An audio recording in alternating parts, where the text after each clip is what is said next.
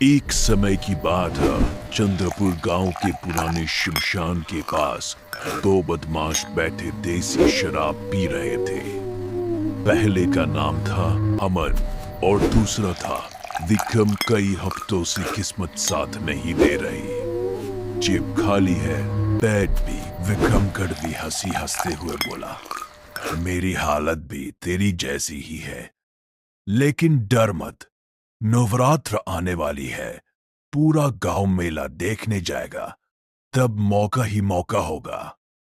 अमन की आंखों में चमक आ जाती ही अमन के पीछे जमीन से धड़ धड़ की आवाज आने लगती है। दरारें पड़ जाती है। विक्रम कांपते हुए चिल्लाता है, अमन पीछे देख, जमीन फट रही है। अचानक मिट्टी के अंदर से काला धुआं उठता है। उसकी आंखें अंगारों की तरह जल रही होती है। अमन डर से चीख पड़ता है, ये तो कोई नरक का दैत्य है। विक्रम कांपते हुए बोलता है, भाग अमन, ये इंसान नहीं है। दोनों जान बचाकर भागते हुए बोलता है, मां को भागो, मौत से कोई नहीं भागता। पल भर में वो उनके सामने आ जाता है और दोनों को खौफनाक तरीके से खत्म कर देता है। लम गांव पर छाया का डर।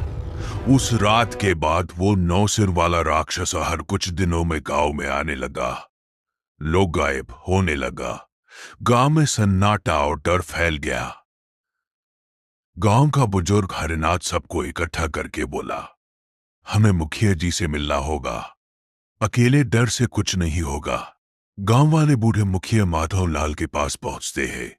सब कुछ सुनकर मुखिया गंभीर हो जाते हैं। तुम सब घर जाओ, मैं उपाय सोचूंगा। झूठा तांत्रिक रात में मुखिया एक घमंडी तांत्रिक भैरव के पास जाते हुए बोला, अरे मुखिया जी, ऐसे राक्षस तो मेरे लिए बच्चों का खेल है, मैं उसे बंदर बना दूंगा। मुखिया संदेह में पड़ जाते हैं, लेकिन मजबूरी में तांत्रिक को गांव ले आते हैं। रात को तांत्रिक मंत्र पढ़ता है और बोलता है, वो मुझसे डर गया है, अब नहीं आएगा।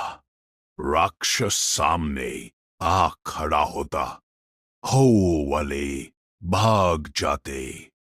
राक्षस गरजता है, ओ झूठे तांत्रिक, दिखा अपनी ताकत।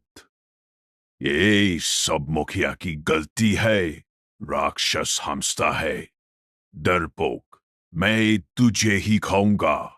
और पलक झपकते ही तांत्रिक खत्म। मुखिया सब कुछ देखता रह जाता है। अगली सुबह पुलिस आती है। इंस्पेक्टर राजवीर कहता है, ये कोई पेश बदला आदमी होगा। कुछ दिन शांति रहती है, लेकिन डर खत्म नहीं होता। एक दिन गांव के बाहर से एक साधु गुजरता। कुछ आका हर से एक साधु गुजरता है। अगर आज्ञा हो तो मैं आज्ञा हो तो मैं आज रात ही रुकूं। गांव वाले डरते हैं, लेकिन सच बताते हैं। साधु मुस्कुराता है, जिसमें मृत्यु को स्वीकार कर लिया, उसे मृत्यु नहीं छू सकती। रात को राक्षस आता है, तुझे बलि बना दिया गया है बाबा। जैसे ही राक्षस साधु को छूता है, साधु गंभीर स्वर में बोलता है, मैं श्री राम की भक्ति में हूं। धर्म की शक्ति यहां नहीं टिक सकती।